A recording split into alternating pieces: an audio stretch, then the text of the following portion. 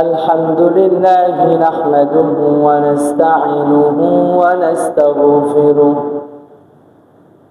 ونعوذ بالله من شرور أنفسنا ومن سيئات أعمالنا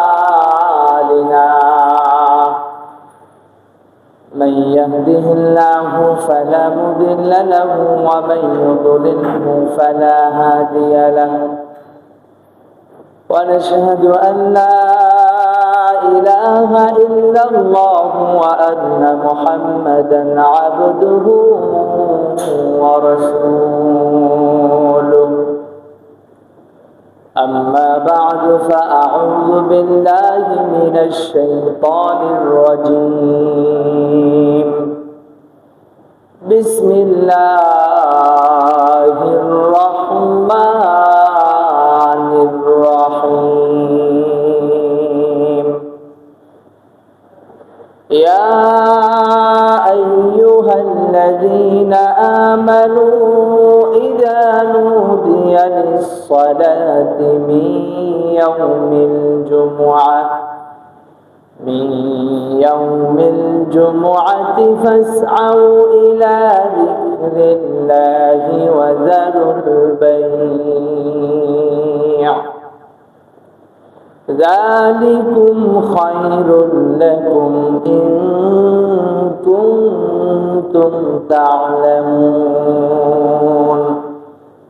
وقال رسول الله صلى الله عليه وسلم إن في الجمعة لساعة إلى آخر الحديث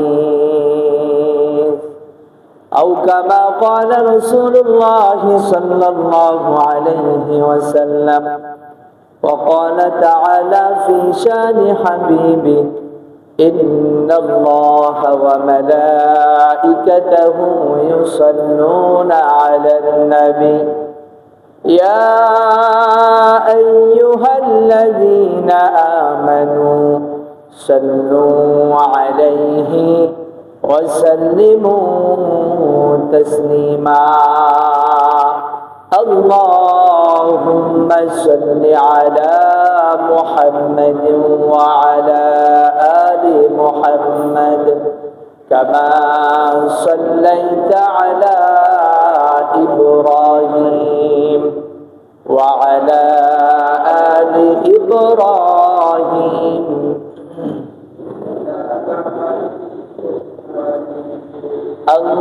اللهم بارك على محمد وعلى آل محمد كما باركت على إبراهيم وعلى آل إبراهيم إنك حميد مجيد شد وجودش رحمة للعالمين شد وجودش رحمة للعالمين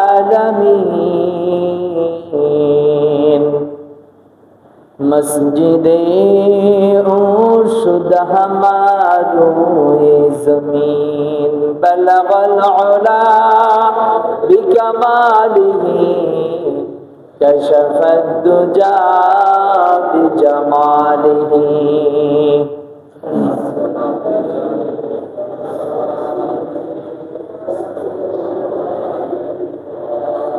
آنکھ آمد نو فلک معراج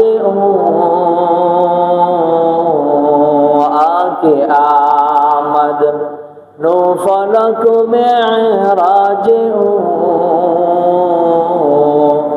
انبیاء اولیاء محتاج بلغ العلا بکمالہ كشف الدجى بجماله حسنت جميع خصاله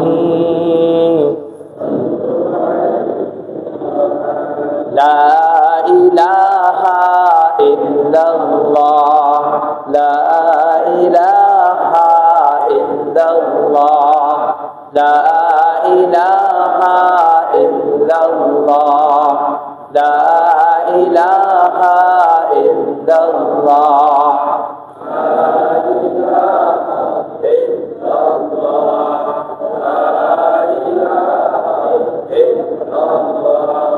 لا إله إلا الله لا إله إلا الله سبحان الله الحمد لله سبحان الله الحمد لله لا إله إلا الله لا إله إلا الله لا إله إلا الله لا إله إلا الله حسبي ربي جل الله ما في قلبي غير الله حسبي ربي جل الله ما في قلبي غير الله لا إله إلا الله لا إله إلا الله لا إله إلا الله لا إله إلا الله لا إله إلا الله لا إله إلا الله محمد رسول الله صلى الله عليه وسلم آمنت بالله صدق الله المولانا العظيم وصدق رسوله النبي الكريم ونحن على ذلك من الشاهدين والشاكرين والحمد لله رب العالمين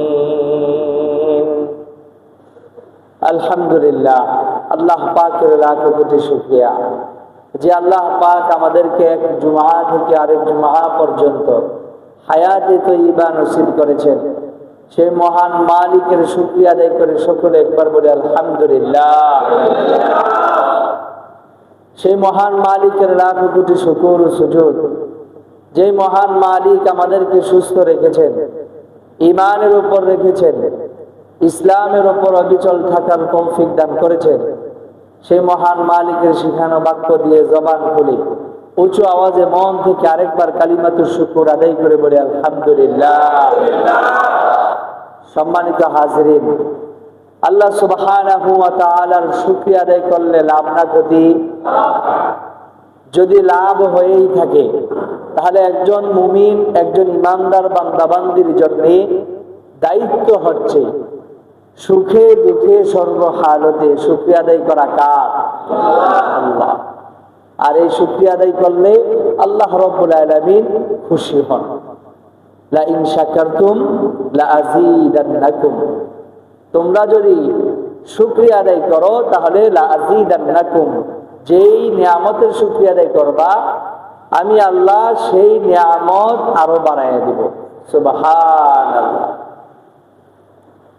ওয়ালা ইন কাফারতুম আর যদি তোমরা নিয়ামতের নাশুকরি করো তাহলে ইন্না আযাবি লাশাদীদ ওই নিয়ামত তো কমিয়ে দিবই দিব পাশাপাশি আল্লাহ রাব্বুল আলামিন বলছেন যে আমি তার জন্য পরকালে নিয়ামতের নাশুকরির কারণে কঠিন আযাবের ব্যবস্থা রেখেছি নাউযুবিল্লাহি মিন যালিক তো আমরা সর্বহালতে যে হালতেই থাকি না কেন শুকরিয়া আদায় করবো কার? আওয়াজটা বলেন কার? আমার বন্ধুরা, আল্লাহ সুবহানাহু ওয়া তাআলা এই জুমা নামক একটা গুরুত্বপূর্ণ দিন দান করছেন এই নবীর উম্মতকে। আমি আপনাদের সামনে আলোচনা শুরু করেছিলাম জুমার গুরুত্ব, তাৎপর্য, ফজিলত নিয়ে। আমি বলেছিলাম এই জুমার আলোচনা করতে গেলে কয়েকটা ভাগে আমার আলোচনা করতে হবে। এর মধ্যে প্রথম ভাগ হচ্ছে জুমার দিনের গুরুত্ব, শ্রেষ্ঠত্ব এবং তার কারণ কি, এই আলোচনা চলছিল। দ্বিতীয় অধ্যায় আসবে এই জুমার দিনে আমাদের কি কি করণীয়, কি কি কাজগুলো আমরা এই জুমার দিন করব। তৃতীয় অধ্যায় আসবে এই জুমার নামাজ না পড়লে এই সম্পর্কে আল্লাহ রাব্বুল আলামিন এবং নবীর পক্ষ থেকে কি সতর্কবাণী রয়েছে। এভাবে আমি পয়েন্ট নিয়ে আপনাদের সামনে আলোচনা করার প্রয়াস চালাবো। ওমা তাওফীক ইল্লা বিল্লাহ। সম্মানিত হাজিরিন, জুমার দিনের শ্রেষ্ঠত্ব এবং জুমার দিনের ফজিলত বুঝাইতে গিয়ে গত সপ্তাহে বলেছিলাম যে আল্লাহ রাব্বুল আলামিন এই দুনিয়ার মধ্যে যত মাস সৃষ্টি করছেন, এই মাসগুলোর মধ্যে সেরা মাস কোনটা? রমজান মাস। কোন মাস? রমজান মাস। রমজান মাস হচ্ছে 12 মাসের মধ্যে শ্রেষ্ঠ মাস। এরপরে বলেছিলাম এই দুনিয়ার ভিতরে আল্লাহ রাব্বুল আলামিন কত নবী রাসূলগণ পাঠাইছেন। এই নবী রাসূলদের মধ্যে শ্রেষ্ঠ নবী ছিলেন অনেকে, তাদের মধ্যে সেরা নবী হইছেন আমাদের আখিরি জামানার নবী, নবী মুহাম্মদুর রাসূলুল্লাহ সাল্লাল্লাহু আলাইহি ওয়াসাল্লাম। আমার বন্ধুরা, এরপরে বলেছিলাম যে আল্লাহ পাক দুনিয়াতে যত নবী রাসূল পাঠাইছেন সকলকে আল্লাহ পাক আসমানি কিতাব দান করছেন। এই আসমানি যত কিতাব আল্লাহ নবীদেরকে দান করেছেন, এই কিতাবগুলোর মধ্যে 4টি কিতাব হচ্ছে সেরা, এবং এই 4টির মধ্যে আবার সবচেয়ে সেরা হচ্ছে আল কোরআনুল কারীম। বলেন সুবহানাল্লাহ। আমার বন্ধুগণ, এরপরে বলেছিলাম এই দুনিয়ার বুকে আল্লাহ রাব্বুল আলামিন কত ফেরেশতা সৃষ্টি করে পাঠিয়েছেন। আল্লাহর কাজ আঞ্জাম দেওয়ার জন্য অনেক ফেরেশতা আল্লাহ সৃষ্টি করে দুনিয়ার মধ্যে পাঠিয়েছেন এবং 7 আসমান 7 জমিনের মধ্যে পাঠিয়েছেন।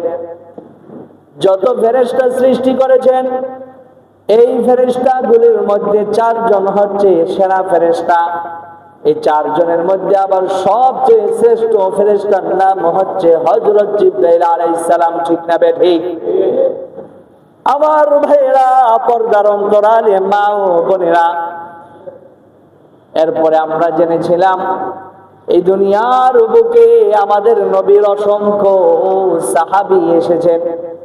লক্ষ লক্ষ সাহাবীর মধ্যে আল্লাহ রাব্বুল আলামিন 4 জন খলিফা, 4 জন সাহাবীকে আল্লাহ শ্রেষ্ঠত্ব দান করেছেন।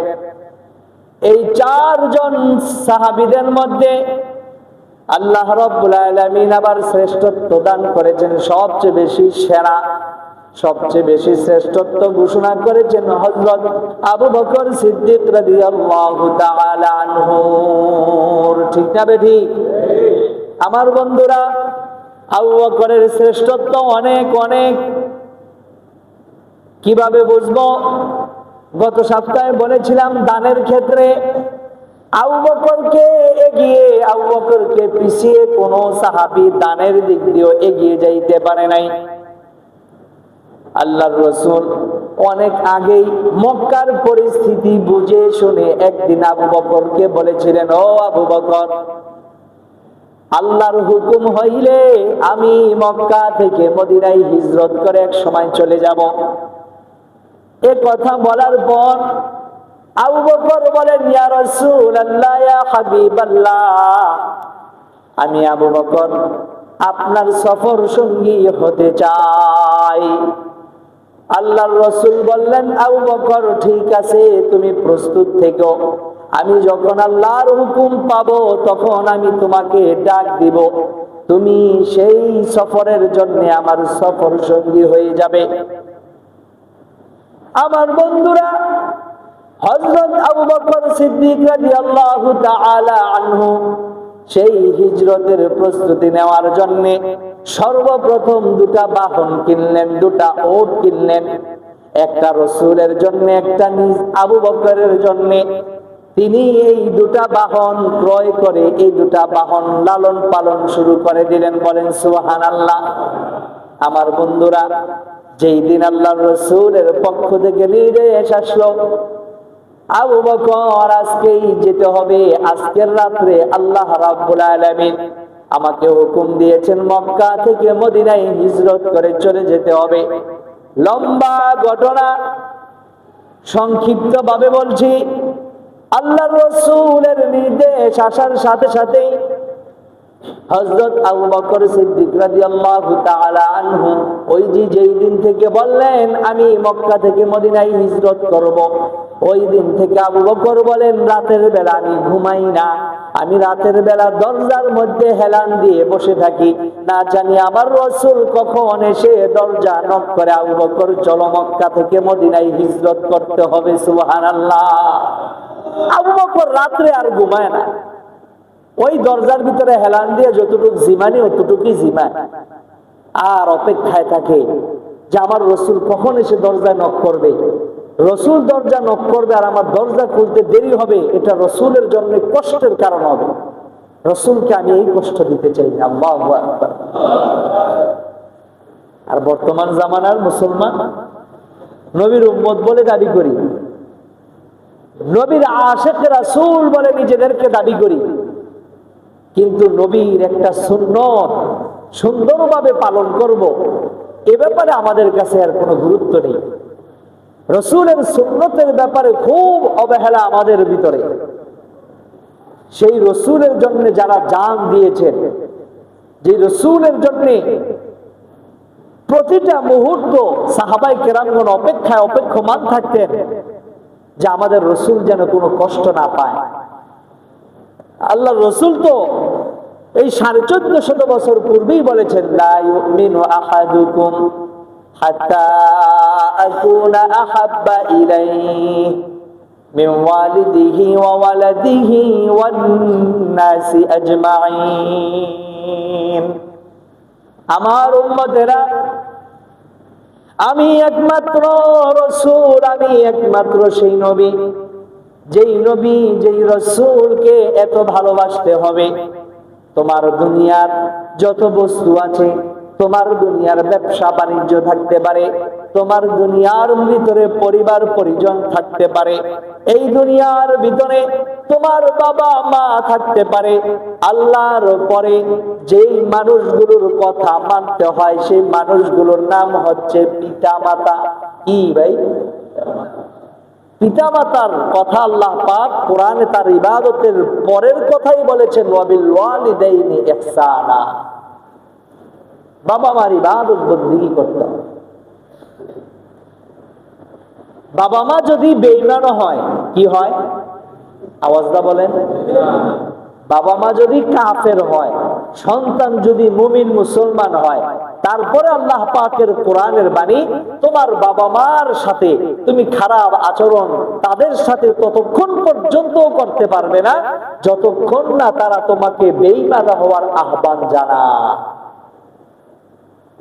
তাহলে বাবা মার ফজিলত, বাবা মার সম্মান, বাবা মার সাথে শিষ্টাচার কি হবে, বাবা মাকে কিভাবে আমাদের খুশি রাখতে হবে, এই বিষয়গুলো আল্লাহ পাক কোরআনের ভিতরে বলেছেন। অস্বীকার করার কোনো সুযোগ নাই। গত সপ্তাহে বলেছিলাম যদি অস্বীকার করি কোরআনের একটা আয়াত, কোরআনের একটা শব্দকে, তাহলে সে কি হয়ে যাবে? আওয়াজা বলেন, কাফের হয়ে যাবে। বর্তমান জামানার ডিজিটাল সন্তানেরা বাবা মাকে মানতে চায় না, বাবা মাকে মানতে চায় না। এটা ছোট থেকে বড় প্রতিটা সন্তান কেমন যেন এখন অবাধ্য সন্তানে পরিণত হচ্ছে, ঠিক না বেটি?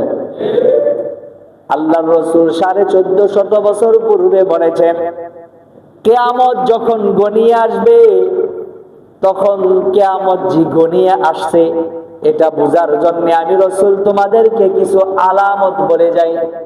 সেই আলামত গুলি যদি তোমরা জানতে পারো, বুঝতে পারো, তাহলে তোমরা বুঝে নিবা অবশ্যই কিয়ামত বেশি দূরে না। আমাদের রাসূল যখন কিয়ামতের বিবরণ দেন, তখন আল্লাহর রাসূল বলেন, আমি এবং কিয়ামত দুইটা এইভাবে আসছি। এই যে দুইটা আঙ্গুল মিলাইলাম, আমার দিকে তাকান, এই যে দুইটা আঙ্গুল মিলাইলাম, আল্লাহর রাসূল এভাবে মিলিয়ে বলছেন আমি আর কিয়ামত এইভাবে আসছে। তাহলে দুইটা আঙ্গুলের মাঝে কি ফাঁকা ছিল? আমি যে দেখাইলাম ফাঁকা আছে না। তাহলে আল্লাহর রাসূল আসছেন মানে আল্লাহর রাসূলের দুনিয়া থেকে চলে গেছেন 1450 বছর আগে। আল্লাহর রাসূল 1450 বছর আগে দুনিয়া থেকে চলে গেছেন, অথচ ওই সময় বলছেন আমি আর কিয়ামত এইভাবে আসছি। তাহলে বেশি দিন বাকি আছে কিয়ামতে? আওয়াজটা বলেন না, বেশি দিন নাই। কিন্তু আল্লাহর রাসূল চলে তো গেলেন 1450 বছর শেষ, তাহলে কিয়ামত তো হইতেছে না। আমার বন্ধুরা, কিয়ামতের আলামত দুই রকম। এক প্রকারের আলামত গুলোকে বলা হয় আজগর, ছোট ছোট আলামত। আর কিছু কিছু কিয়ামতের আলামত কে বলা হয় আকবার, বড় বড় আলামত। বড় বড় আলামত যখন প্রকাশ পেয়ে যাবে, তখন কিয়ামত বেশি দূরে থাকবে না, অল্প দিনের ভিতরেই কিয়ামত হয়ে যাবে। কিন্তু কিয়ামতের সুগরা সুগরা ছোট ছোট কিছু আলামত আছে।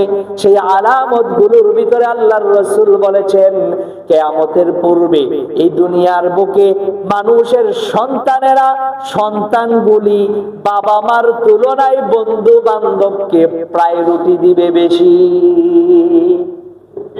এই জামানার ভিতরে বলেন দেখি, একটা মানুষ মানে একটা বাবা মার সন্তান, ছেলে হইলে বন্ধু, মেয়ে হইলে বান্ধবী, একজন আরেকজনকে খুব প্রাধান্য দেয়। বাবা মার সাথে এমন কথা বলতে পারে না যা বন্ধুর সাথে বলে, ঠিক না বেটি? বাবা মাকে তত বেশি মোহাব্বত করে না বন্ধুকে যত মোহাব্বত করে, ঠিক না বেটি? বন্ধু যখন বলে দোস্ত চলো আজকে বৃহস্পতিবার শুক্রবার ছুটির দিন, চলো আজকে আমরা মাওয়া গিয়ে ইলিশ ভাজা খাবো, বন্ধু বলতে দেরি, মোটর সাইকেল লয়ে ঘর থেকে বের হইতে দেরি না, মা পিছন থেকে ডাক দিয়ে বলে বাবা তুমি কোথায় যাও, এত রাত্র করে যাওয়ার দরকার নাই। সন্তান বাবাকে বলে, মাকে বলে মা তোমরা বেশি বুঝো না, কোনো সমস্যা নাই, তোমার ছেলে এখন ডাঙ্গর হয়ে গেছে।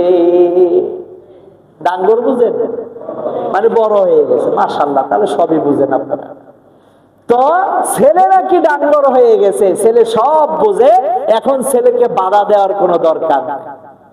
এই ডিজিটাল জামানায় সন্তানেরা আরো এগিয়ে গেছে। কিভাবে? কিছুদিন আগে একটা মেয়ে ইংলিশ মিডিয়ামে পড়াইছে, এই মেয়ে তার বাবা মার বিরুদ্ধে কোর্টে আসছে মামলা করতে, আসছে না? আপনারা জানেন না? সবাই দেখছেন সোশ্যাল মিডিয়ায়। এই সন্তান বাবা মার বিরুদ্ধে মামলা করতে আসছে। কেন?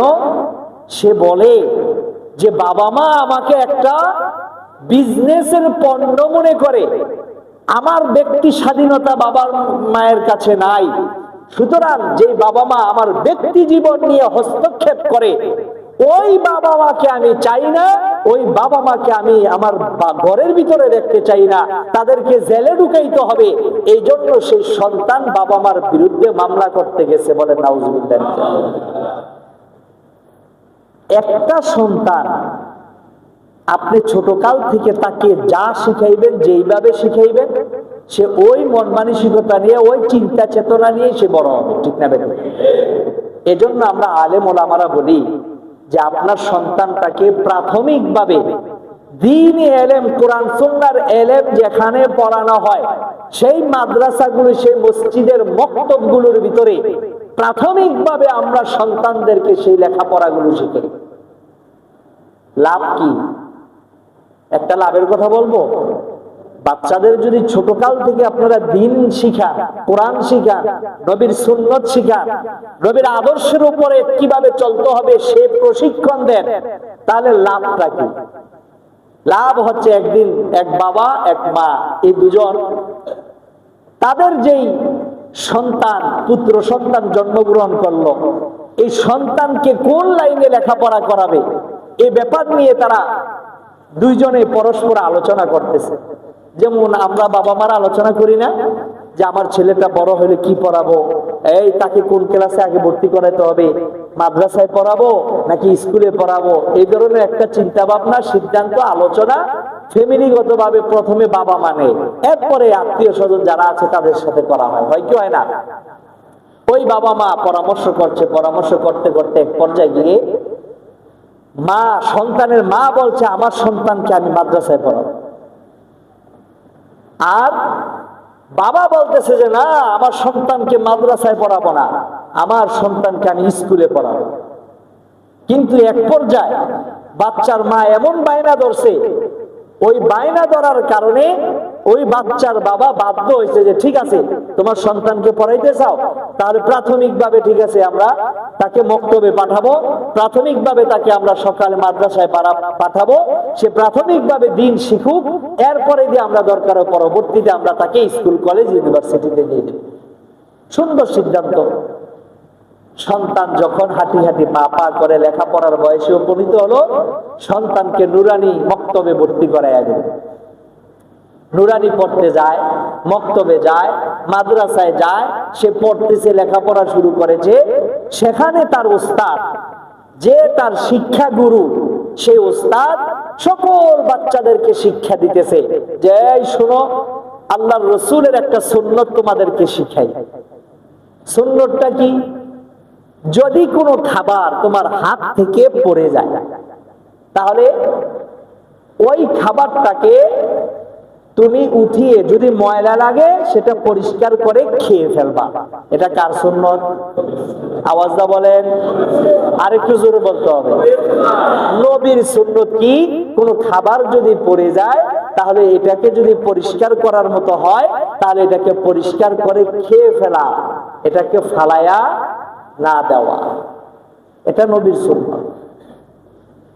আমার বন্ধুগণ, ওই সন্তান তার উস্তাদ থেকে এই মাসআলা শিখলো, নবীর এই সুন্নত শিখলো। শিখার পরে এইভাবে চলছে চলছে, একদিন মক্তব বন্ধ হইল। বন্ধ হওয়ার পর সন্তানদেরকে নিয়ে বাবা মা বিভিন্ন জায়গায় বেড়াইতে যায়।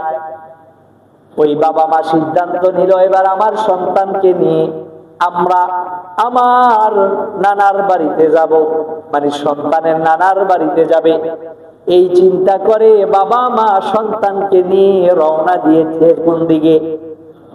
আওয়াজটা বলেন, নানার বাড়ি। রাস্তা দিয়ে যাওয়ার পথে একটা দোকান সামনে পড়ল, ওই দোকান থেকে বাচ্চা মানুষ চকলেট খাবে। কি খাবে? চকলেট খাবে। এই চকলেটেই আজকে আমাদের সন্তানদের খাবারের রুচি সব শেষ করে দিচ্ছে, ঠিক না বেটি? মুদি দোকানদাররা ইমামের বিরুদ্ধে স্লোগান দিব একটু পরে যে হুজুর আমগো ব্যবসায় আপনি হাত দিচ্ছেন, চকলেট আমরা বেশি মানে আপনি চকলেটের বিরুদ্ধে বলতেছেন। আমার ভেড়া, যদি কোনো একটা খাবার খাওয়ার পরে একটা মানুষের একটা পাস নষ্ট হয়ে যায় তাহলে ওই ধরনের খাবার বেচাকিনি করা ওটাও তার জন্য নাজায়েজ। ভালো করে বুঝেন। সিগারেট খাওয়া কি বলেন? গুনার কাজ। যাক, সুন্দর উত্তর দিচ্ছেন, আলু মার্কা উত্তর। আলু দিয়া বাজিও বানানো যায়, তরকারিও বানানো যায়, যে কোনো কোয়ালিটির জিনিস তরকারির ভিতরে আলু ব্যবহার করা যায়। তা আলহামদুলিল্লাহ আপনারা উত্তর দিচ্ছেন খুব কৌশলী একটা উত্তর, যে আপনার কি বলছেন?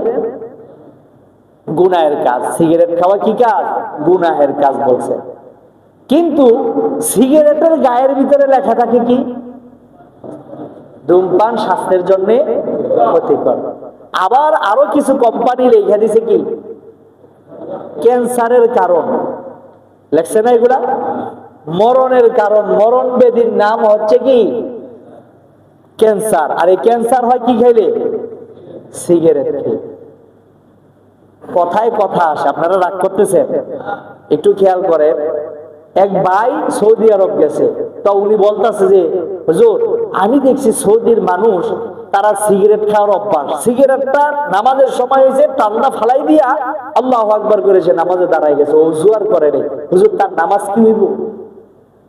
তা আসলে সিগারেট খাওয়া কি ওযু ভঙ্গের কারণের মধ্যে আছে? ওযু ভঙ্গের কারণ কয়টি? 7টি। এর ভিতরে এই কথা নাই যে সিগারেট খাইলে ওযু ভেঙে যাবে। তাহলে সিগারেট যদি কোনো ব্যক্তি খায় ওযু করার পরে, খাওয়ার যদি সে খায় সিগারেট, তাহলে তার ওযু নষ্ট হবে? আওয়াজটা বলেন। তা আস্তে বলতেছেন কেন? জোরে বলেন। ওযু ভাঙবে না। তো ওই ব্যক্তি মাসালা জানতে এসে হুজুরের কাছে, বাংলাদেশের হুজুরের কাছে, হুজুর এই লোকটা সিগারেটটা ঢালিটা ফালাই দিল, আপনারা বলেন সিগারেট খাওয়া গুনাহ, সিগারেট খাওয়া মরণ বেদির কাজ, এই কাজ সেই কাজ, সুতরাং এই সিগারেট এটা দেখলাম সৌদি আরবে খাইয়া নামাজের সময় হয়ে গেছে, সেটা ফালাই দিয়ে নামাজও দাঁড়ায় গেছে, সে ওযু আর করলো না, হুজুর তার নামাজটা হইব? তো হুজুর তো মাসালা জানে, হুজুর মাসালা অনুযায়ী বলছে সিগারেট খাইলে তো ওযু ভাঙে না, যদি তার আগে থেকে ওযু থাইকে থাকে তাহলে সিগারেট ফালায় সে নামাজে দাঁড়ায় যেতে পারবো, নামাজ তার হয়ে যাবে, এতে কোনো সমস্যা না। তো সে বলতেছে যেই সিগারেট খাইয়া বিদেশে সৌদি আরবের মানুষ নামাজ পড়ে, ওযু যায় না, আর আমগো দেশের হুজুররা কই সিগারেট খাইলে বলে মানুষ মরে যাবো গা, কয় এটা আমি বিশ্বাস করি না। তাহলে আমার বাংলাদেশে আমি বসবাস করি, আমার সিগারেট 1 প্যাকেট 2 প্যাকেট প্রতিদিন দরকার 5 প্যাকেট খাবো, বলেন না নাউজুবিল্লাহ। আমার ভাইয়েরা, সে কি কেয়াসটা করলো, সে কি বুদ্ধিটা খাটাইলো, এতে কি সে মরবে না বাঁচবে? 1 প্যাকেটই খাইতে অনেকেই চিন্তা ভাবনা করে, আর হ্যাঁ চিন্তা করছে 3 প্যাকেট 4 প্যাকেট খেয়ে নেয়, তাহলে তো সে তাড়াতাড়ি দুনিয়া থেকে যাওয়ার সিদ্ধান্ত নিয়েছে। আমার ভাইয়েরা, তাহলে দোকানের ভিতরে সিগারেট বেচাকিনি করা, এটা যেমন সিগারেটের হুকুমের উপরে নির্ভর করে মাকরুহে তাহরিমি, ঠিক তেমনি ভাবে যে সকল পণ্য ভেজাল পণ্য খেলে মানুষের ক্ষতি হবে, মানুষের লাশ নষ্ট হবে, মানুষের লিভার নষ্ট হয়ে যাবে, মানুষের অঙ্গহানি হবে, ওই ধরনের খাবার বেচাকিনি করা সেটাও ইসলামে নিষিদ্ধ। এখন যে সকল অসাধু ব্যবসায়িকরা এই পণ্যটা তৈরি করে তাদেরকে আগে ধরা দরকার, ঠিক না বেঠিক? এজন্যে 5ই আগস্টের পর এদেশের সরকার যখন গঠন হইল, তখন তাদের 1 নাম্বার কাজ, 1 নাম্বার বক্তব্যই ছিল এদেশের ভিতর থেকে দুর্নীতি দমন করবে এবং এদেশের ভিতরে সংস্কার করে যাবে, ঠিক না বেঠিক? তাহলে এই সংস্কারের ব্যাপারে সকলের সহযোগিতা লাগবে কি লাগবে না? আমার ভাইয়েরা, আপনারা মনে করতেছেন হুজুরের কোন কথা থেকে কোন কথায় আইছে, হুজুরের কথা ভুলে গেছে, হুজুরের বয়ান আজকে হারায় গেছে। আমার বয়ানের পয়েন্টে আমি ইনশাআল্লাহ যাব। আমি যেই কথা বলতেছিলাম, ওই যে ছোট্ট মক্তবের বাচ্চা, মাদ্রাসা বন্ধ হইছে, যাবে কোথায়? নানুর বাড়িতে। যাওয়ার পথে দোকান পড়লো, দোকানের থেকে বাচ্চা চকলেট খাবে। কি খাবে? আব্বু আমাকে একটা চকলেট কিনে দাও। সন্তান বায়না করবে, বাবা মা সেটা মানবে না, এটা কোনো বাবা মার কাজ না, ঠিক না বেঠিক? সন্তান মুখ দিয়ে বলতে দেরি, বাবা মা সামর্থ্যের মধ্যে থাকুক আর না থাকুক, ওই সন্তানকে বোঝানোর চেষ্টা করে, যদি না বুঝে তখন কিন্তু ওই বাবা মা চেষ্টা করে ঋণ করে হলেও, আমার সন্তান একটা জিনিস আমার কাছে আবদার করছে, এই জিনিসটা আমার সন্তানকে এনে দিতে হবে, অন্যথায় বাবার মনে শান্তি লাগে না, মায়ের মনে শান্তি লাগে না। বাবা যদি একদিন না আনতে পারলো, ওই দিন রাতে ঘুমানোর সময় বিছানার ভিতরে বাচ্চাটা আবার বলে, বাবা তোমাকে বলেছিলাম আমার জন্য এমন একটা জিনিস এনে দাও, তুমি আমাকে সেটা এনে দাও নাই, তুমি কেন আনলা না? তখন বাচ্চার মা পাশে শোয়া থাকে, বাচ্চার মা বলে, এই তুমি কি করো সারাটা দিন? আমার ছেলে তো একটা জিনিসই যে আবদার করলো, এই জিনিসটা তুমি এনে দিতে পারলা না, ঠিক আছে তুমি আগামীকালকে সন্তানের এই জিনিসটা এনে দিবা। এভাবে মায়েও চাপ দেয়, সন্তানেও চাপ দেয়, বাবা কোন দিকে যাবে? বাবা এবার ঋণ করে হলেও সন্তানের আবদার পূরণ করে, ঠিক না বেঠিক? আমাদের সন্তানদের কাছে যদি এখন বাবা মা বলে যে বাবা আমি তো মনে মনে নিয়ত করছি আমি একটু উমরা করব, কি করব? উমরা করব, তোরে ছোট থেকে এত বড় করলাম, বিজনেস ধরাই দিলাম, চাকরির বয়সের উপযুক্ত বানাই দিলাম, সব কিছু ব্যবস্থা করে তোকে আমি এত লক্ষ লক্ষ টাকা ছোট থেকে বড় পর্যন্ত তোর পিছনে আমি খরচ করলাম, তোর কাছে কিছুই আবদার করি নাই, তোর পিছনে খরচ করতে করতে আমার সব শেষ, এখন আমি উমরা করতে যাব, সেই টাকাটা পর্যন্ত নেই, তো তুই তো বাবা ভালো ইনকাম করস, তো তোর কাছে আমার একটা আবদার, তুই আমাকে একটু উমরা করাই দিস।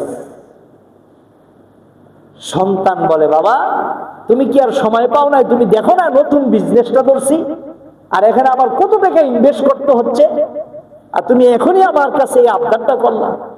আর যদি বিবাহ শাদী সামনে লাগবে ওই সময় কয়, তাহলে তো চোখ রাঙ্গানি সহ জাল জাল কথা কাকে শোনায়? বাবা মাকে শোনায়। ও দুনিয়ার সন্তানেরা, খেয়াল করতে হবে, আপনার দাড়ি যদি পেকে যায়, আপনার বাবাও যদি বেঁচে থাকে বা মাও যদি বেঁচে থাকে, আল্লাহ রাব্বুল আলামিন বলেন, ইম্মা ইয়াবলুগান্না ইনদাকাল কিবারা আহাদুহুমা আও কিলাহুমা ফালা তাকুল লাহুমা উফফিন ওয়ালা তানহারহুমা ওয়া কুল লাহুমা কাওলান কারীমা।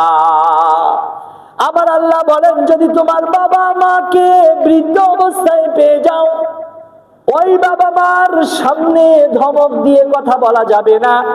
ওই বাবা মাকে, বাবা মার সাথে বাবা মার আচরণের কারণে যদি কষ্ট পেয়ে থাকো, তারপরে উফ শব্দটাও বলা যাবে না।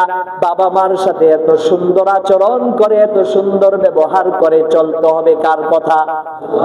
আওয়াজটা বলেন, কার কথা? আল্লাহর কথা।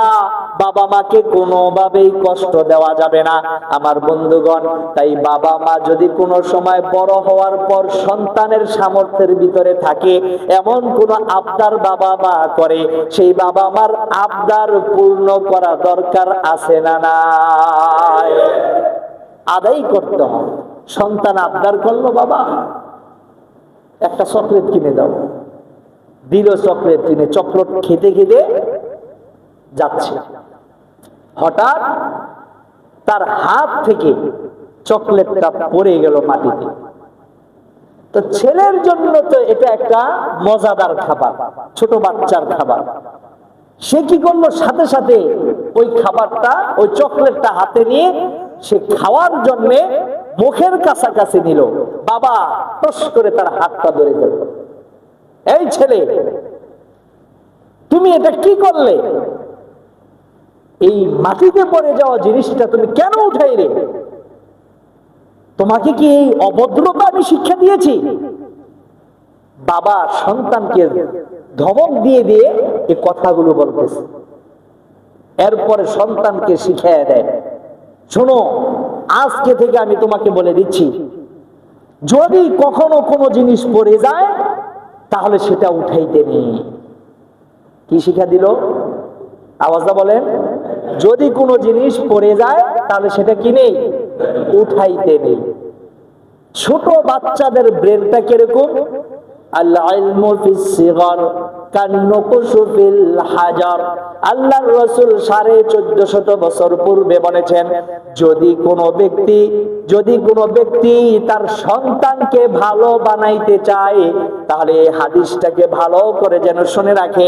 আল্লাহর রাসূল বলেন, যেই ব্যক্তি তার সন্তানকে লালন পালন করে, সে যেন জেনে রাখে ছোট বাচ্চাদের ব্রেনটা এত সুন্দর, এত মুলায়ম, এত নরম থাকে। এই সন্তানের ব্রেনটা এত নরম থাকে, ওই সময় তাকে যা শেখানো হয় ওই জিনিসটাই তার জেহেনের ভিতরে, পাথরের ভিতরে খোদাই করার মতো বসে যায়। বলেন সুবহানাল্লাহ। আমার ভাইয়েরা, অনেক কথা আমাদের শেখার বাকি আছে, অনেক জিনিস জানার আমাদের বাকি আছে, অনেক কিছু বুঝার বাকি আছে। জানলে আনা আমল করো, ঠিক না বেটি? না জানলে কিভাবে আমল করো? ওমাজা আমিলা বিমাজা আলিমা।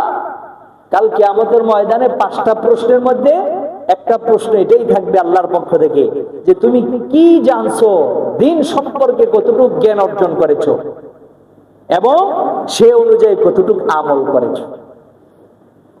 এই জন্য প্রত্যেকেরই দায়িত্ব যার যার অবস্থান থেকে, যার যার ব্যস্ততার থেকে সময় বের করে দিন শিক্ষা, দিনের উপর আমল করার জন্য দিন শিক্ষার বিকল্প নেই।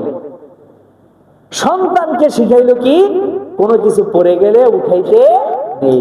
তো ছোট বাচ্চা যেহেনে রইল, হাঁটতে হাঁটতে হাঁটতে হাঁটতে যখন নানির বাড়ির কাছে সন্তানও চলে গেল, বাবা শ্বশুর বাড়ির কাছে চলে আসলো, মা তার বাবার বাড়ির কাছে চলে আসলো। এখন তারা বাড়িতে যাবে, যাওয়ার আগে বাড়িতে যাওয়ার এপাশ আর ওপাশের মাঝখানে একটা ছোট্ট খাল, খালের পানি আবার শুকায় গেছে, কিন্তু এর উপরে একটা আবার সাঁকু আছে। সাঁকু ছিলেন? বাঁশের সাঁকু, বাঁশের সাঁকু দিয়ে যাচ্ছে, একে একে একজন করে যাচ্ছে। সর্বপ্রথম সন্তান হাঁটি হাঁটি পা পা করে সে নাচতে নাচতে সাঁকু পাড়ি দিয়ে ওপারে চলে গেল। এবার তার মা যাইতে রইল, যাওয়ার পথে মা মাঝখানে যাওয়ার পরে হঠাৎ পা পিছলিয়ে নিচে পড়ে গেল। আর নিচে যখন পড়ে গেল, ওখানে পানি নাই, এখন আছে শুধু কাদা। এই কাদার মধ্যে যখন মা পড়ে গেল, ওই স্বামীর স্ত্রী যখন পড়ে গেল, তখন স্বামী তাড়াতাড়ি সে চিন্তা ভাবনা করে নিচে নামার চেষ্টা করছে। কেন চেষ্টা করছে? এক তো শ্বশুর বাড়ির ঘরের কোনায় আসছে, এখন তার মেয়ে এখানে নিচে পড়ে গেল। যদি স্বামী এখানে তাড়াতাড়ি না নামে, সহযোগিতা না করে, তাহলে শ্বশুর শাশুড়ি মনে করবে আমার মেয়েটাকে মনে হয় সে বাড়ির ভিতরেও এভাবে কষ্ট দেয়। এই চিন্তা করে স্বামী তাড়াতাড়ি করে নিচে নেমে যাচ্ছে তার স্ত্রীকে কাদা থেকে উঠানোর জন্য। ওই পারে চলে গেল কে? সন্তান। সন্তান বলতেছে বাবা সাবধান। বাবা হঠাৎ বলতেছে কি হয়েছে? এই বিপদের সময় তুমি আমাকে সাবধান করো কেন? কি হয়েছে বলো। সন্তান তখন বলে বাবা, তুমি আসার পথে আমাকে একটা শিক্ষা দিছো। তুমি বলেছো কোন জিনিস পরে গেলে তা আর উঠাইতে নাই। যেহেতু আমার মা উপর থেকে নিচে পড়ে গেছে, তাকে আর উঠানোর দরকার নাই, তুমি আরেকটা বিবি বিবাহ করে নিও, আর দরকার নাই এটাকে উঠানের। আমার বন্ধুগণ, সন্তানকে আপনি আমি কি শিক্ষা দিচ্ছি? মক্তবের ভিতরে যাওয়ার পরে সন্তানরা কি শিক্ষা পায়? মাদ্রাসার ভিতরে গেলে সন্তানরা কি শিক্ষা পায়? ছোট অবস্থায় সন্তানকে যখন আপনি দিন শিক্ষার জন্য দিবেন, ছোট কালে আপনি বাচ্চাকে যত সুন্দর আচার ব্যবহার শিষ্টাচারী শিক্ষা দিবেন, ওটাই তার ব্রেনের ভিতরে, তার জেহেনের ভিতরে বসে যাবে। এটাই আল্লাহর রাসূল বলেছেন, আল ইলমু ফিস সিগর, ছোট কালে এলেম শিক্ষা দিলে ওই বিদ্যাটা তার জেহেনের ভিতরে বসে যাবে। কান্নুকুশু ফিল হাজারি, পাথরের ভিতরে খোদাই করার মতো এটা তার জেহেনে চিরকালের জন্য বসে যায়। সুবহানাল্লাহ। আপনাদের আমাদের মাঝে অনেকেই আমরা শুধু গল্প শুনছি, কি বলে 88 সনের 1988 সনে অনেক বড় একটা বন্যা হয়েছে, এটা খালি নামই শুনছি। এরকম অনেক মানুষ আছে না? কিন্তু ওই 88 সনের অনেকে যারা 8-10 বছর 7-8 বছর বয়সের ছিলেন, তাদেরকে জিজ্ঞাসা করেন, তারা বলে যে 88 সনের কথা বললে আমার সামনে আয়নার মতো বেশি ওঠে। সুবহানাল্লাহ বলবেন না? কেন? ওই ঘটনাটা যখন ঘটে তার বয়স মাত্র 6-7 বছর। ওই 6-7 বছর বয়সে সে যা দেখছে, তখন তার সামনে যা আসে এগুলোই তার কোথায় খোদাই হয়ে থাকে? তার মাথায়, তার ব্রেনের ভিতরে সেটা খোদাইয়ের হওয়ার মতো হয়ে থাকে। এই জন্য সে ভুলে না। তাকে যদি শুধু সন্ধ্যা স্মরণ করায় দেন, তখনই সে বলে ওঠে যে আরে এটা তো আমার আয়নার মতো বেশি উঠছে। এই জন্য আমার ভাইয়েরা, সন্তানদেরকে আমাদের যথা সময়ে দিন শিখাইতে হবে। মূল কথায় ফিরে যাচ্ছি, যে জুমার দিনের কথা আমি বলতেছিলাম, যে এই জুমার দিনে ফজিলত কি, এই জুমার দিনের গুরুত্ব তাৎপর্য কি, এটা বলতে গিয়ে আমি বলেছিলাম যে আল্লাহ আল্লাহর রাসূল আমাদেরকে জুমার দিনের গুরুত্ব তাৎপর্য সম্পর্কে অনেক কথা বলেছেন। যদি আমরা এই কথাগুলি কোরআন সুন্নাহ থেকে জানতে পারি তাহলে জুমার দিনের গুরুত্ব আমাদের বাড়বে না কমবে? আওয়াজটা বলেন। যদি বাড়ে তাহলে প্রতি সপ্তাহে মুসল্লি আজান দেওয়ার অপেক্ষা করবে নাকি আজানের আগে মসজিদে এসে ফিল আপ হয়ে যাবে? কে কে আসবেন? ইনশাআল্লাহ, আল্লাহ কবুল করুন, বলেন আমিন। আপনার মাশাআল্লাহ। অনেক সময় একটু শয়তানে ধোঁকা দেয়। কেমন ধোঁকা দেয়? অসওয়াসা দেয় দিলের ভিতরে। কিভাবে? শয়তান আমাদেরকে আইসা বলে, এই কটা বাজে? মাত্র না বাজে 11টা, আরো 1 ঘন্টা সময় আছে, ঘুমাও। আজান তো দিব 12টার পরে, তুমি 12টা বাজে উঠবা, উঠা গোসল টোসল করে টোরা রেডি হইয়া আস্তে ধীরে তুমি মসজিদে যাইতে যাইতে দেখবা হুজুরের বয়ান শেষ হয় না, আরো সময় বাকি থাকে। এই অস্বস্থাটা দেখে এটাকে বলা হয় নেক সুরতে শয়তানের ধোঁকা। অথচ আপনি যদি সময় পান তাহলে সেই সময়ের ভিতরে আপনি অবশ্যই কোথায় চলে আসবেন? মসজিদে। কারণ জুমার দিনের ফজিলত কি ধারাবাহিক যদি আলোচনাগুলি শুনেন, আমি আশা করি জীবনে আপনি জুমার দিন সময় নষ্ট করে মসজিদে আসবেন না, আগে এগিয়ে আসবেন ইনশাআল্লাহ। সম্মানিত মুসল্লি ভাইয়েরা, আপনারা জানেন এই মসজিদের কাজ নির্মাণাধীন। তা আমাদের 3 তলা মসজিদের কাজ চলতেছে। ওই জায়গায় আজকে জুমা পড়বেন সে পরিবেশটা নাই। এজন্য নিচতলা, দোতলা, 3 তলায় না গিয়ে এখন যারা আসতেছি আমরা সোজা চলে যাব 4 তলায়। কয় তলায়? 4 তলায়। তো যাই একটু কষ্ট করেন, আলহামদুলিল্লাহ কাজ যখন কমপ্লিট হয়ে যাবে, যেমন আপনাদের এগুলো থাই লেগে যাবে, এসি হয়ে যাবে, আস্তে আস্তে সব যখন সুন্দরভাবে কাজ কমপ্লিট হয়ে যাবে, এই কষ্ট আর থাকবে? আমার ভাইরা, এই দুনিয়াটাই হচ্ছে কষ্টের জায়গা। দুনিয়াটা কিসের জায়গা? কষ্টের জায়গা। এই কষ্ট যদি আমি করি তাহলে কষ্ট পাবো কবে? কাল কিয়ামতের দিবস। আমার ভাইরা, এজন্য এই দুনিয়াতে একটু কষ্ট করার চেয়ে একটু মন মানসিকতা করে। তাহলে আমরা 3 তলা বাদ দিয়ে এরপরে উপরে 4 তলা আছে, সে 4 তলা আমরা চলে যাব। যারা পরবর্তীতে আসতেছি তারা উপরের দিকে আমরা যাই ইনশাআল্লাহ। তো যেই কথা বলতেছিলাম যে জুমার দিনের যে গুরুত্ব, এই গুরুত্ব সম্পর্কে আল্লাহ রাব্বুল আলামিন কোরআনের মধ্যে বলেন। এই কোরআনের ভিতরে একটা সূরার নাম আছে সূরাতুল বুরুজ। সূরার নাম কি? এই সূরাতুল বুরুজের ভিতরে আল্লাহ সুবহানাহু ওয়া তাআলা কয়েকটা বিষয়ের কসম দিয়েছেন। আল্লাহ পাক কসম খেয়ে কি বলেন? ওয়াস-সামাই যাতিল বুরুজ, গ্রহ নক্ষত্র দিয়ে সাজানো 7 আসমানের কসম। ওয়াল ইয়াউমিল মাউউদ, ওয়াদাকৃত দিন, অর্থাৎ কাল কিয়ামতের দিবসের কসম। এই কসম কে খাচ্ছে? আওয়াজটা বলেন। আমাদের মনে প্রশ্ন জাগতে পারে, হুজুর আল্লাহ পাকের কোন কথা বিশ্বাস করার জন্য, বান্দা বান্দির বিশ্বাস করার জন্য আল্লাহর তো কসম খাওয়ার দরকার নাই, ঠিক না বেটি? কসম খাওয়ার দরকার আছে? আল্লাহর কালাম অস্বীকার করলে কাফের, তাহলে অবশ্যই কোরআন মানতে হবে।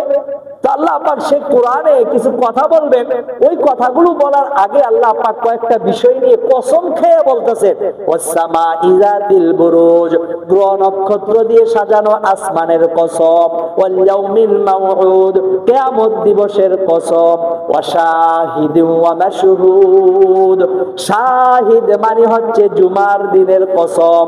ওয়া মাশহুদ মানে আরাফার দিনের কসম। সুবহানাল্লাহ। কয়টা কসম খেলেন? 4টা।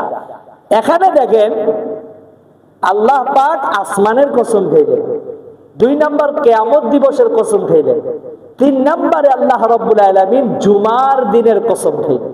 এখন আপনি বলবেন যে হুজুর শাহেদ মানে যে জুমার দিন, এটা কে বলছে? আপনি মন করা কথা বললেই এই ধরনের প্রশ্ন যাদের মনে জাগে, এই ধরনের কথা যেই ব্যক্তি এসে আলেমদেরকে প্রশ্ন করে, আমি তাদেরকে সেলুট জানাই। কেন? বোঝা যায় আপনি সচেতন। ইসলামের নাম বাইঙ্গে আপনার সাথে কেউ কোনো অন্যায় কাজ করবে, আপনাকে ভুল বুঝাইবে, পারবে না। কেন? আপনি কি সচেতন? আওয়াজটা বলেন কি? দেখবেন যেই ব্যক্তি স্বাস্থ্য সচেতন সে বাহিরের খাবার খুব কম খায়, ঠিক না বেটি? যেই ব্যক্তি নিজের লাইফের ব্যাপারে সে খুব সচেতন, সে লাইফে কোনো সমস্যা যেন না হয় এই ধরনের কাজ থেকে দূরে থাকে। ঠিক না বেঠিক? এটা কিন্তু একেবারে বাস্তব কথা। সুতরাং যেই ব্যক্তি ইসলাম মানা, ইসলাম জানার ক্ষেত্রে সচেতন থাকবে, ওই ব্যক্তিকে কেউ ভুয়া আশিকে রাসূল বানাইতে পারবে না। ঠিক না বেঠিক? ওই ব্যক্তিকে কেউ ধোঁকা দিয়ে প্রতারিত করে আহলে হাদিস বানাইতে পারবে না। ঠিক না বেঠিক? ওই ব্যক্তিকে কখনো একজন বেদাতি বানাইতে পারবে না। কারণ সে কি, কিসের ব্যাপারে? ইসলামের ব্যাপারে সে সচেতন। এখন কেউ যদি বলেন যে হুজুর অশাহিদ মানে যে জুমা, কে বলছে? তিরমিজি শরীফের হাদিস, হযরত আবু হুরায়রা রাদিয়াল্লাহু তাআলা আনহু বলেন, আল্লাহর রাসূল এই আয়াত তিনটার ব্যাখ্যা করতে গিয়ে আল্লাহর রাসূল সাল্লাল্লাহু আলাইহি ওয়াসাল্লাম বলেন, আল ইয়াউমুল মাউউদ মানে হচ্ছে কিয়ামতের দিবস। তাহলে কোরআনের ব্যাখ্যা কি দিয়া পাইলাম? রাসূলের হাদিস দিয়ে পেয়ে গেলাম, আর কোনো ব্যাখ্যার দরকার নাই। আল্লাহর রাসূল ওই হাদিসের ভিতরে বলছেন ওয়াশাহিদ মানে হচ্ছে ইয়াউমুল জুমআ, শাহিদ মানে হচ্ছে জুমার দিন। আমার বন্ধুগণ, আমি যে আলোচনা করতেছিলাম জুমার দিনের গুরুত্ব, জুমার দিনের ফজিলত কত বেশি। জুমার দিনের ফজিলত যদি না হইতো, জুমার দিনের গুরুত্ব শ্রেষ্ঠত্ব যদি না থাকতো, তাহলে আল্লাহ পাক সূরাতুল বুরুজের ভিতরে 3 নাম্বার আয়াতে কসম খেয়ে আল্লাহ বলেন না ওয়াশাহিদিন ওয়া মাশহুদ, জুমার দিনের কসম, আরাফার দিনের কসম, বলেন সুবহানাল্লাহ। আমরা জানি আল্লাহ রাব্বুল আলামিন কোরআনের ভিতরে সূরা নাজিল করেছেন 100, মাশাআল্লাহ, 114টা সূরার ভিতরে একটা সূরার নাম হচ্ছে সূরাতুল জুমআহ। ঠিক না বেঠিক? আমি আজকে বয়ানের শুরুতে সূরাতুল জুমআর 10 নাম্বার আয়াত, 9 নাম্বার আয়াতটুকু তেলাওয়াত করেছি। কয় নাম্বার আয়াত? 9 নাম্বার আয়াত। আচ্ছা, যদি জুমার গুরুত্ব না থাকতো তাহলে আল্লাহ পাক সূরার নাম, একটা সূরার নাম সূরা জুমআ রাখতেন? আমার বন্ধুগণ, জুমার দিনের এত ফজিলত, এত শ্রেষ্ঠত্ব কেন?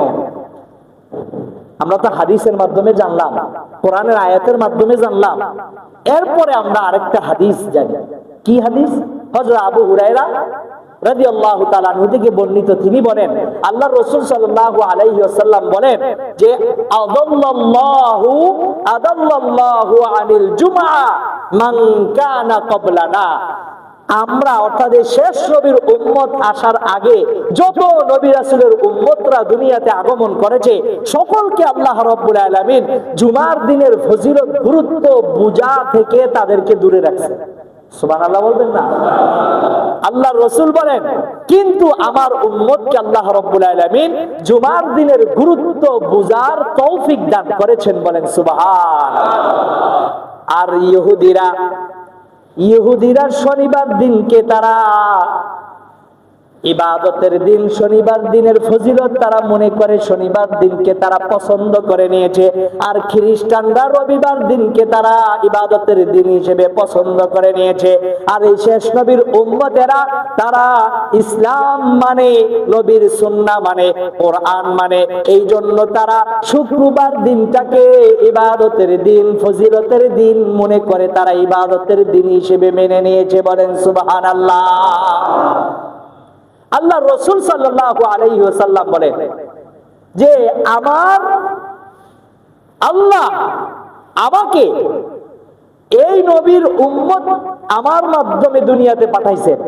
এই নবীর উম্মতদেরকে এত শ্রেষ্ঠত্ব দান করেছেন যে তারা অনেক পরে আসছে, আসার পরেও পূর্ববর্তী নবীদের উম্মতেরা কেউ নিছে শনিবারকে ইবাদতের দিন, কেউ নিছে রবিবারকে ইবাদতের দিন। আমার উম্মত শেষে আসছে, সে শেষে এসে শুক্রবার দিনকে সে ইবাদতের দিন হিসেবে নিয়েছে। কিন্তু আল্লাহ পাক সপ্তাহটাকে কিভাবে সাজাইয়া দিলেন? সপ্তাহের শুরুর দিনই বলা হয়েছে শুক্রবার, এরপরে শনিবার, তারপরে কি রবিবার। আমার ভাইরা, তাহলে এবার বলেন দেখি, শুক্রবারের ফজিলত আমরা বুঝলাম পরে, কিন্তু সিরিয়ালে পেয়ে গেলাম কি? কত শ্রেষ্ঠত্ব এই নবীর উম্মতের। শুধু তাই না, আল্লাহ রাসূল সাল্লাল্লাহু আলাইহি ওয়াসাল্লাম বলেন কাল কিয়ামতের ময়দানে বান্দাবান্দির যখন হিসাব নিকাশ নেওয়া শুরু হবে, তখন সর্বপ্রথম হিসাব নিকাশ শুরু করবে এই শেষ নবীর উম্মতের হিসাব। সুবহান। অথচ এই নবীর উম্মত কি আগে আসছে না শেষে আসছে? কিন্তু হিসাব নিকাশও শুরু করবে আগে। শুধু তাই না, অনেক নবীর উম্মতকে আমরা পাই নাই, তাদেরকে আমরা দেখি নাই।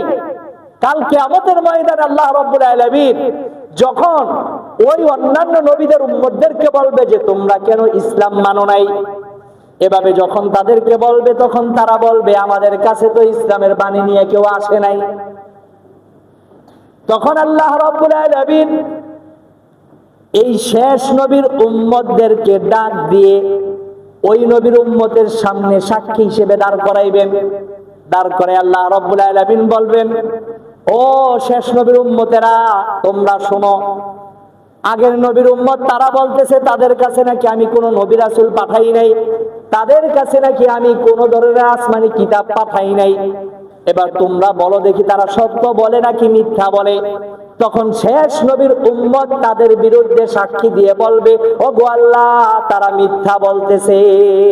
বলেন না সুবহানাল্লাহ। শেষ নবীর উম্মত ওই নবীর উম্মতরে পাই নাই, কিন্তু আমরা সাক্ষী দিব কি যে তারা মিথ্যা বলছে। যদি নবীকে না মানে, যদি বলে নবী আসে নাই, আসমানি কিতাব আসে নাই তাদের কাছে, তাহলে তারা মিথ্যা বলতেছে। এই কথার স্বীকারোক্তি আমরা সাক্ষী হিসেবে দিব। এখন এই কথা বলার পরে আল্লাহ পাক তখন এই শেষ নবীর উম্মতকে বলবে, তোমরা এই কথা কোথা থেকে জানো যে তারা মিথ্যা বলতেছে? তখন শেষ নবীর উম্মতেরা বলবে, ও গো আল্লাহ, তোমার একটা কিতাব আমাদের কাছে ছিল, সেই কিতাবের নাম হচ্ছে আল কুরআনুল কারীম।